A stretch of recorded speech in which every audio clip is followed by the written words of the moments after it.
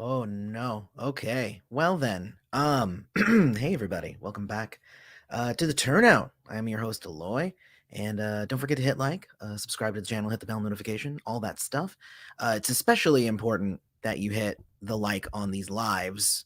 I've talked about this in other lives. Whenever we go live, make sure that you hit, if you're here, hit like, because it makes sure that other people end up getting the notification who are subscribed, but they don't just send it. YouTube's weird. They don't just send out all the notifications to everybody who's subscribed anymore. So anyway, hi everybody. We had a couple of days ago, episode 8. Oh, the Tangled Web was the name of the episode. And okay, so I'm gonna say, I'm gonna say it. This was another episode that I wasn't necessarily that into. And I'll go through. I actually did my notes differently in this episode. Instead of just going scene for scene for scene, I actually put all my stuff together into categories. So it'll be interesting to see how how this all comes together, because I might be like, wait, when did that happen? Let me talk about this other thing now. But anyway, hi everybody. To Davey and Christian who are here. You're in the chat. Yo. Okay, so this episode, of course, being somebody who is a fan of Abby as a character, uh, I didn't necessarily like this episode. And for anybody who has watched my episode about vanquishing on Charmed, also will not like this episode. Also know why I maybe don't like this episode. So, but let's talk about it. A few things. I say the first thing. Excuse me. The first thing is that going right into this episode, I was very excited to know what they were going to do with the cliffhanger from the last episode. And what we learned is that they were going to do absolutely nothing with it. We we start off with just, hey, Harry and Mel are talking about tracking down symbols and stuff, and they forgot that like the last episode ended with Jordan running into the house and going, "There's a demon outside, everybody!" It's like, wait a minute, did they forget about that? Because I thought that was a really great setup. They just left the prison. All of these different demons had been released, and I don't know. I was wondering where that was, and I was kind of disappointed that it was not addressed. And it was not. I just wanted it to just be a continuation episode. Let's talk. Let's handle these demons, because apparently there's one chasing Jordan, and especially if you put Jordan in danger. Like, no, thank you. Better back off. Okay, so so that's the first thing, I guess, is that they just forgot about the cliffhanger and it was nothing. Yeah. So hello to Charmed Power Babe and Malachi Clark, who is also here. I usually what I'm gonna end up doing is I'm gonna go through all of my stuff and then I'll come back and I'll hit, the comments and stuff. Otherwise, I get so easily distracted. But of course, if you want to, what's the word? If you want to hit a super chat or something, it'll make it pop up and I'll definitely see it and it'll interrupt me. And that's how you do that. So, so let's talk about this. So Harry and Mel, and again, I have them separated out into separate categories and stuff. So I'm going to try and follow the individual threads. So Harry and Mel, they track down symbols. They're in the process of tracking down symbols, and Mel gets mad. She makes the statement like, "I'm so mad that like we were so focused on getting out of the prison that we didn't stop to like learn anything about the prison." And I'm like, I it's understandable why I don't blame you guys for prioritizing getting free, especially since you were in a process of like continuously losing your memories. So like, how would you have done any fact finding in the prison that was set up to mess with your memories? So it was definitely better that you just get out. So there was that. So, but while hunting down something in the woods, Mel and Harry, they find a witch who says that she was attacked by demons. She says, and Mel's like, "Don't worry, I'm a charmed one." And I was like, is that how we're introducing? Like, I think it's the first time I remember them introducing themselves like, "Don't worry, I'm a charmed one." It just seemed so, I don't know, it seemed off. I don't know. But also, Harry can't heal her. She starts to convulse and it's a poison or something. So Harry ends up having to put her into a coma and stuff, which is crazy. And like no potion that Mel can come up with is working to get this girl out of out of like the sickness and stuff. So she's like, "Well, I'll just combine them all at once." I'm like, "What? That is the least scientific thing that I've ever heard. Like, what if they react to each other incorrectly? Like, what? Just what? Why would that be your what? Really?" And she's like, "Well, if we don't do anything, she's gonna die." I mean, I guess if the I mean, but like, what happens if you do the thing where you combine the what is it like ammonia and bleach and stuff, and it creates this thing that kills you? It could do that. I don't know. It was just it was an odd thing for that. So so they do that and it works. So again, no consequences for strange choices made. And then she goes, "You know what? This is totally something that Abby would do." And I was just like, "Wait, what? I, what?" Because earlier Macy heard that the witch was poisoned by a demon and just like flips out. She just goes like she says, I quote, "Why don't we just go over there and vanquish her cuz she's not keeping her end of the bargain." And so like because this witch was attacked by a demon, immediately it's Abby's fault. Because Abby, of course, keeping hundreds of demons in check, and like you're just expecting that like not a single one of them would do anything that she is not just immediately aware of. It seems like very bad expectations of any kind of agreement that they might have with the demon overlord. So anyway, it was just weird that like Macy flew off the handle and then all of a sudden Mel was too. I didn't understand it.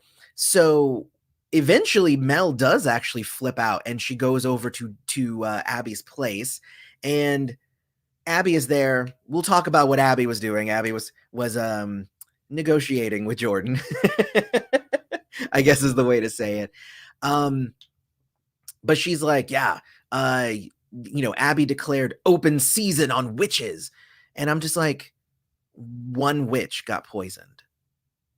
Is that open season? Because I know what open season means to me. It would mean that every demon can go and hurt any witch and there would just be bedlam and it would be crazy. But it's open season because one witch got hurt.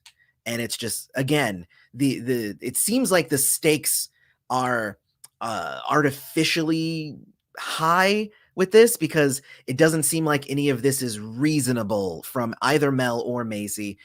And I feel like Macy has a reason to be flying off the handle, whereas Mel kind of doesn't. She's just kind of continuing the thing that's been happening for a few episodes where she's just turning into kind of a terrible person. And I like Mel. It hurts me. So anyway, so they're like, okay, well then what they're gonna do is they resolve it all. They find out that it's not another witch.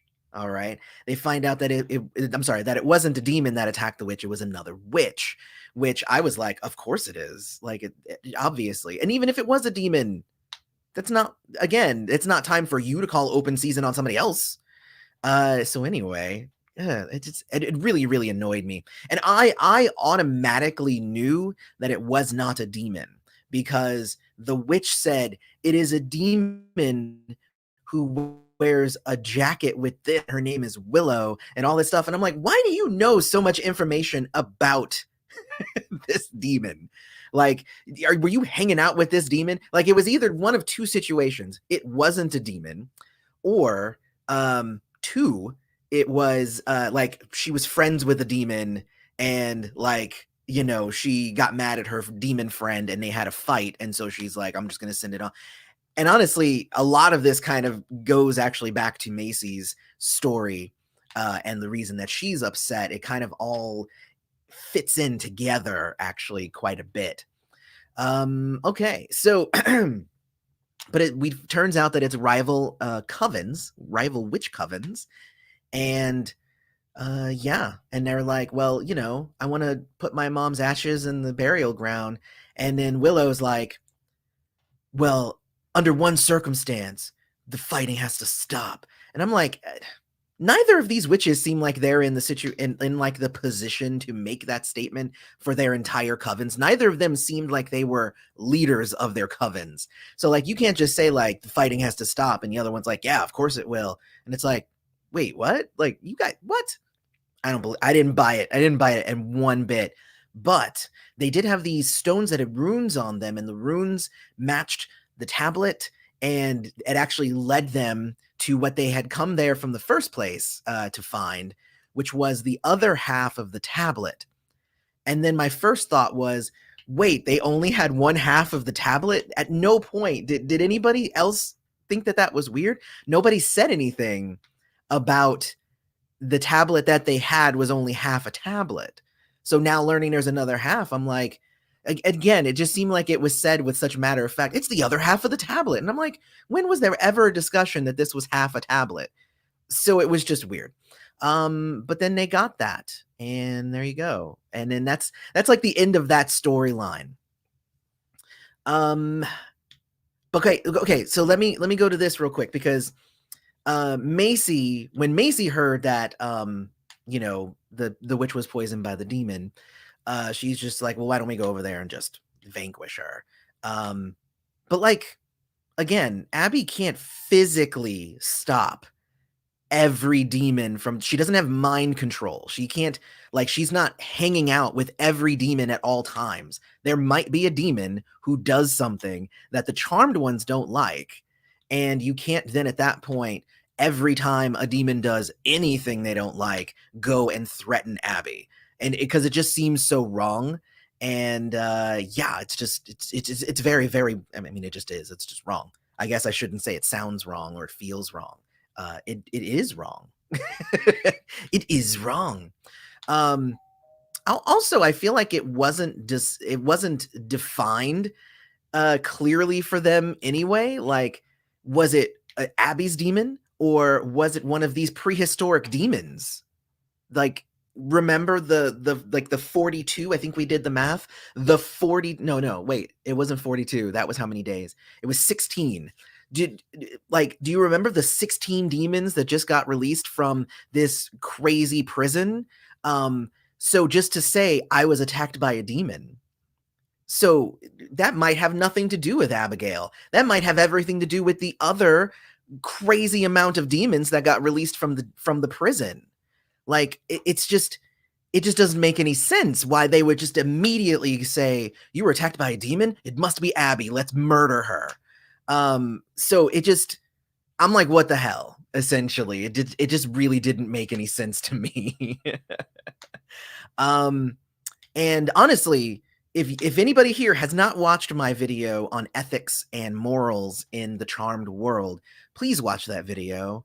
I'll make sure that that's like in the pinned comment or something like that, so you guys can go check that out. Because the fact that they were just like, first thing that they were thinking was, let's go murder. Like, I'm mad about something, let's kill someone, was just wrong. That's just wrong. And again, it all kind of goes back to Macy's core story. Let's talk about that real quick. So Macy's core story here is that she gets invited to a building to speak on behalf of the Shea group and safe space about things. I was thinking that maybe this was going to be something like, oh, cool, like she's going to go and have a meeting with the board, and she's going to be able to leverage the Shea company and find out that it's actually evil from within.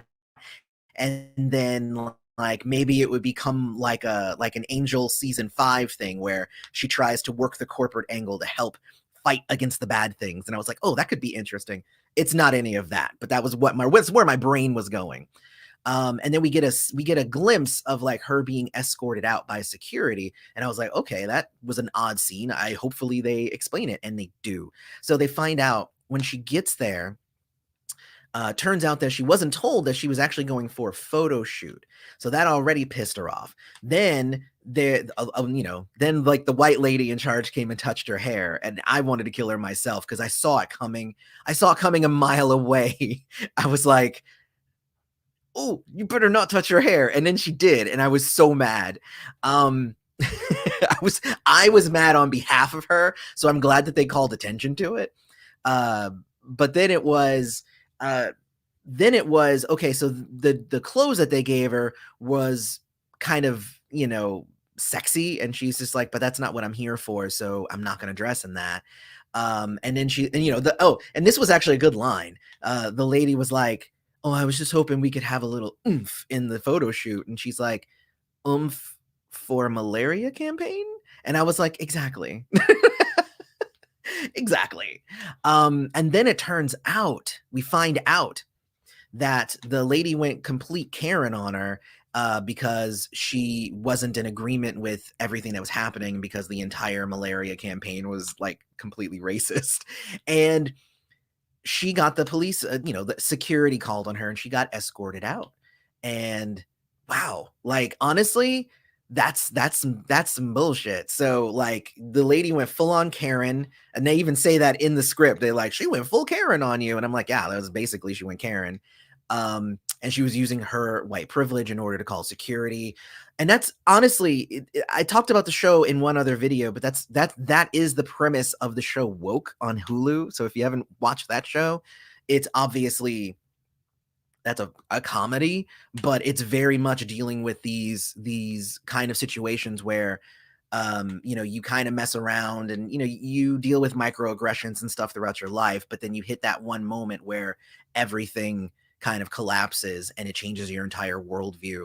And I completely understand um why Macy was kind of in a state where she wanted to reassert power. So when she heard that like Abigail was doing something, she's like, that's somebody I have power over. I want to make her pay, and I want to make her feel the way that I just had to feel, because you can't vanquish non-demons, because that would be murder. Except that it's murder anyway, everybody. I'm just saying.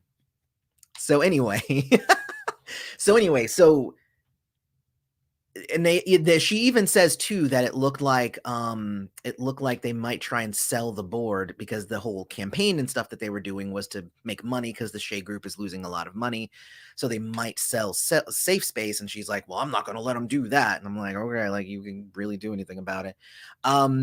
But it was fun, because they did at the end have like a nice debrief moment with the sisters talking about that, and also saying like, oh, we all have a shared memory from Marisol. So actually that was like one of the few scenes in the show that I was like, oh, that was really nice. I like that. That was a great little bit of writing. I like that. So going back though to the ethics and the vanquishing and stuff.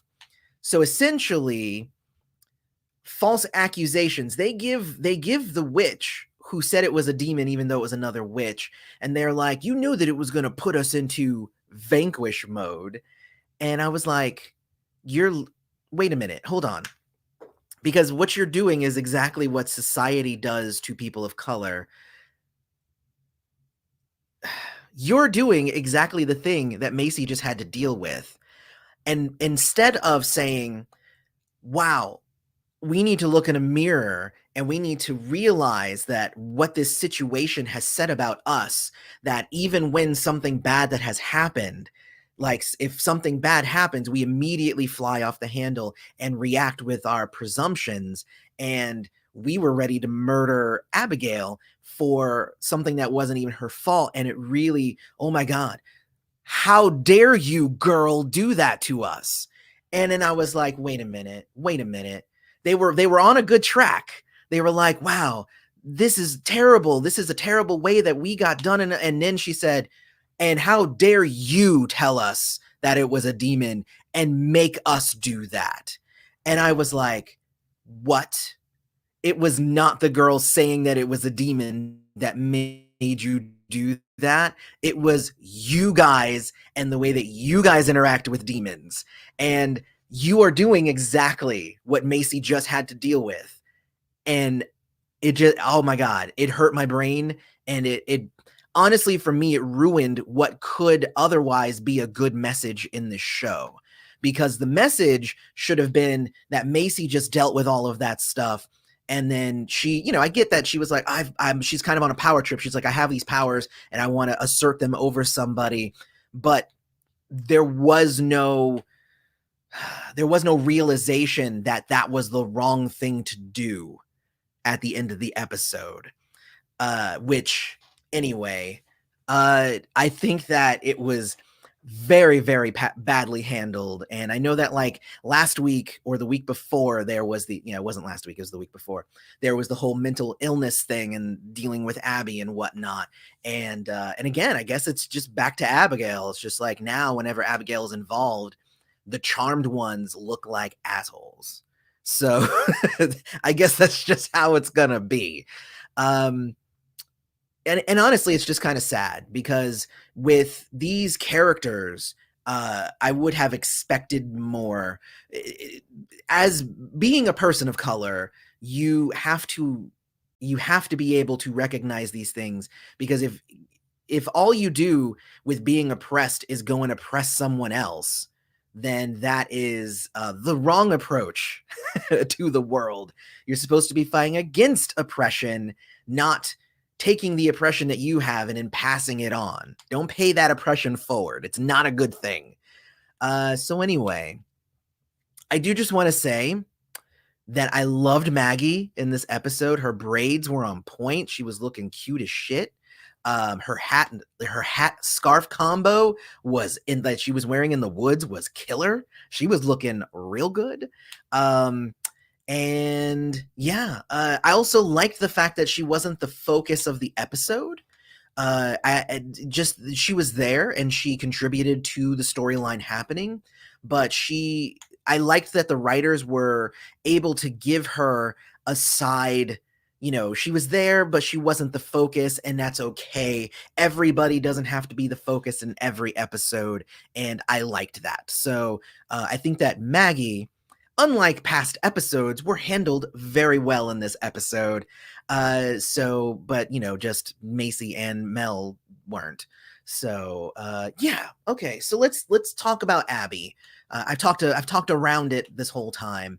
So Maggie hired Jordan, not Maggie. Let's talk about Abigail. Abby, not Maggie. Abby.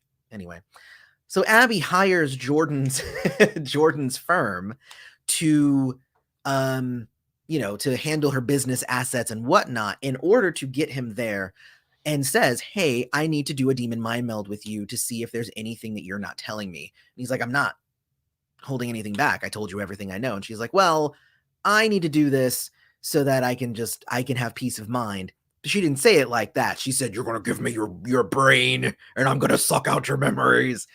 So it was she was a lot more aggressive than what I had said previously. But she said that she thinks that her sister spiked her idol and made it so that this is all happening to her.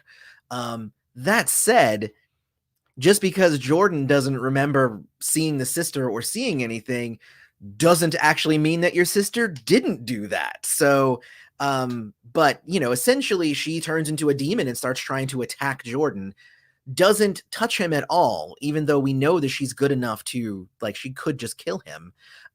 She doesn't. She's doing it as a negotiation tactic. She's doing it to scare him. And he's just like, look, I was in Afghanistan. You ain't got nothing. You ain't scared of me. And I'm like, you know what? Good on you, Jordan. Jordan ain't scared of nothing. Then when Mel comes in and tries to kill her, and then Harry's just like, wait. It wasn't her. And she goes, and then leaves. And I'm just like, whatever, Mel. Get out of here. You have there's zero reason for you to be there, Mel. And again, I think Abigail needs to invest in some anti-magic entrances to her apartment, because now, since they still do have the command center, if they're able to just orb into her apartment and murder her at any time, you need to put up some barriers or something. Even if you do become their friend and you want to do all that stuff, put up some anti-magic barriers, anti-teleportation barriers or whatever. So yeah.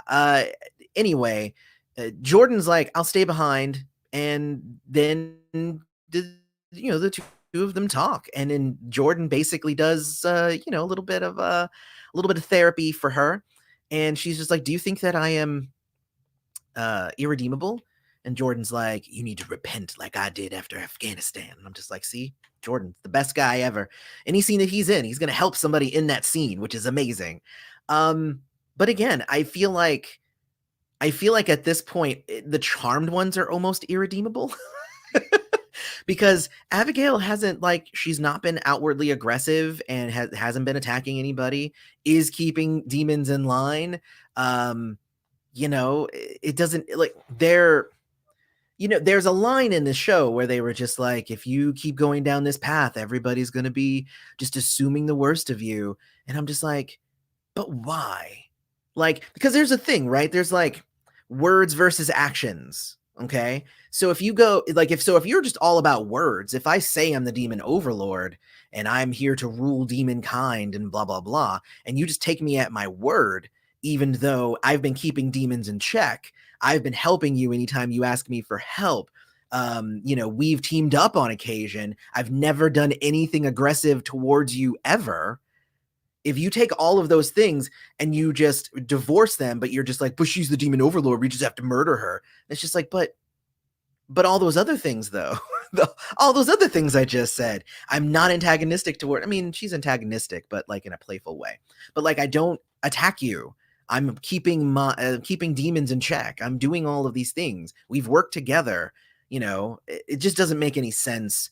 The outward, just like the strange outward aggression toward her. Like, it would be different if, like, we'll work together, but I might not like it. That's different than like, I'm killing you today. Like, so it just seems like it's just crazy. And I did not like the handling of Abigail, because I feel like it just removes any history. I think it's removing any history that the characters have had with Abigail. And they trusted her at the finale of season 2, I guess beginning of season 3, but now all of a sudden she's the worst thing ever. Like, that doesn't make any sense. So I don't know. Like, they trusted her when she was weak. And then when she got power again, they're like, oh, well, we can't trust her again. Oh, well, I guess we just have to teleport into her house and murder her. So anyway, they have the two halves of the tablet, and they forge themselves together. End of the episode, and that was the last episode. And honestly, for everything that this episode did right, it did something wrong. And because I actually really liked the way that they handled Macy's encounter with Karen in the scene. I think it was handled spectacularly, and it played out exactly how you were sitting there watching it, and you're just like, I really, really hope it doesn't go in this direction. You saw all the signs that it was going to do that, and it was just like, oh, please don't let it. Oh God, it just did it. And like, honestly, that's what you want out of a show. You're like, because there's like predictable, but then there's like predictable in a bad way, but there's predictable in a good way. And this is like in a good way, where it's like, it's predictable and you see where it's going and you're hoping it doesn't go there, and then it does. And it honestly, it handled it with sensitivity and everything. And then on the back end of that, the whole speech about presumptions and the way that you treat people was completely handled the exact wrong way, in almost every way. So like, they did Macy's stuff really wonderful, and then they did the whole witch demon prejudice thing stupid. It was stupid and lacked any sense of like self-examination on their part. They were just like, you know what? It was terrible what that Karen did to you and used her privilege in order to make you feel like crap. And then it was also terrible of that girl to tell us that it was demons so that then we would go and make Abigail feel like crap. So anyway, it was just terrible. It was terrible that girl said something that made us almost commit murder. How dare she say that thing? I think that the main storyline of the symbols and the tablet and all of that stuff, I think that that's going in a good trajectory. I actually really liked the handling of that in this episode. I liked Jordan in this episode. Go fig. Abigail, I thought, was treated very poorly in this episode. And they keep trying to frame it like it's her fault that they're treating her like crap, but it's not. It's just really not her fault. That's something wrong with the Charmed Ones, that they are unable to function like normal people anymore. I don't know why. So then there's that, and yeah. So anyway, I liked the episode somewhat, and then I also very much disliked the episode. So I'm kind of on the fence there. I'm gonna jump through some of these comments, and then I actually do need to go slightly earlier than I do normally because I have to go pick up my son from school. Because if you notice, this is a later live stream because I was super busy all day. So let's see. Abby was rude to Jordan. Yes, Abby was rude to Jordan, and it was interesting because Jordan seemed like he was kind of handling himself. And even when Harry was just like, "Are you coming?" He's like, "Nah, I got this. Like, it's fine." Like, I think he understood what she was doing as well.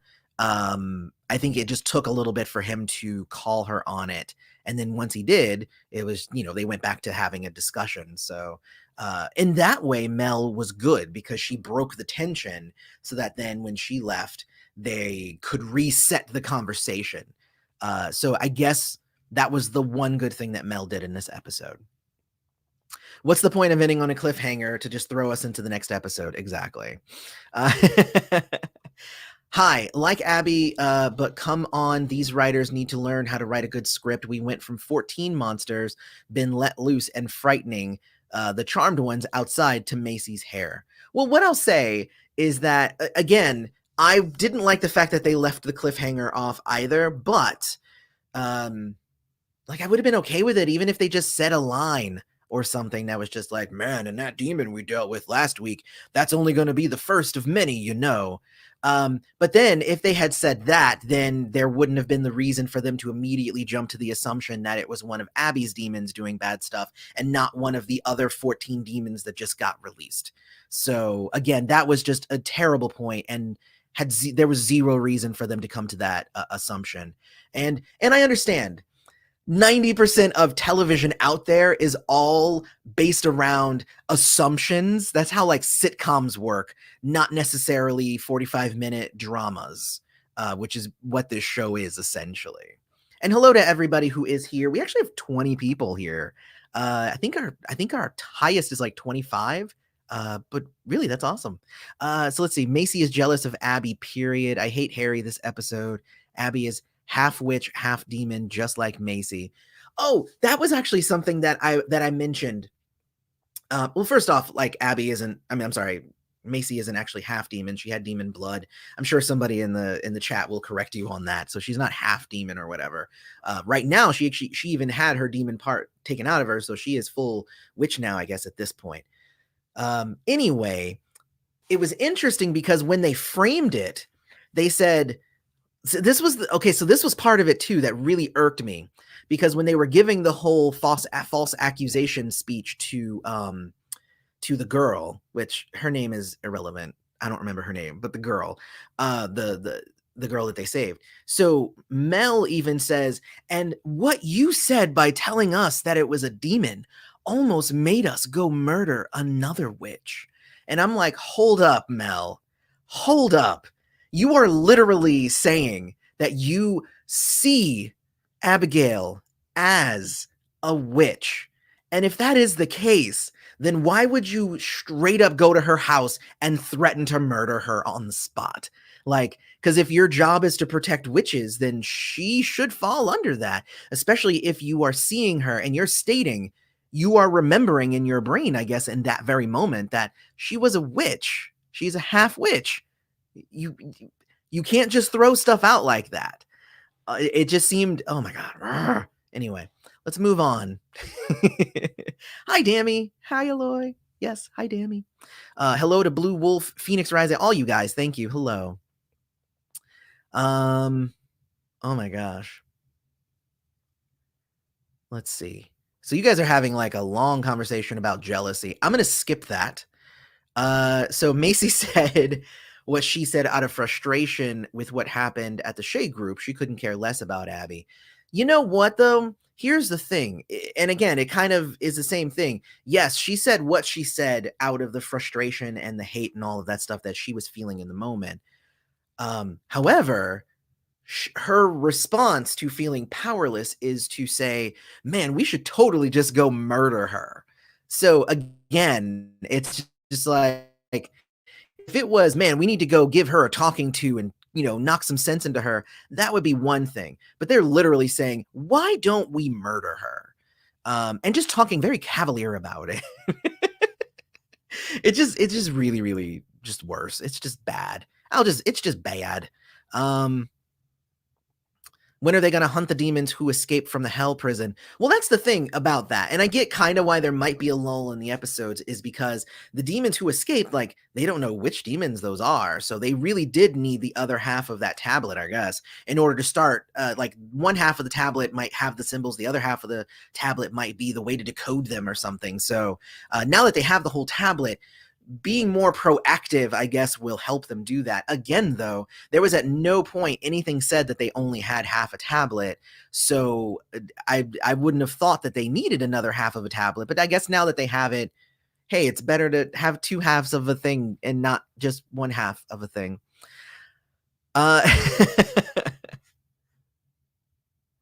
So it's strange this Charmed is using the term demon as a stand-in for ethnicity versus the Christian standard, which is universal understanding from both sides that demons are evil. Well, and I understand too, they were framing it in a certain way in this episode that the demons are kind of an ethnicity because they've even said that, like, even within demons, there's clans or, families and types and whatnot. So, like, those are technically, like, they're not all the same ethnic, demon. Like, they're the different types of demons, those are their technically ethnicity.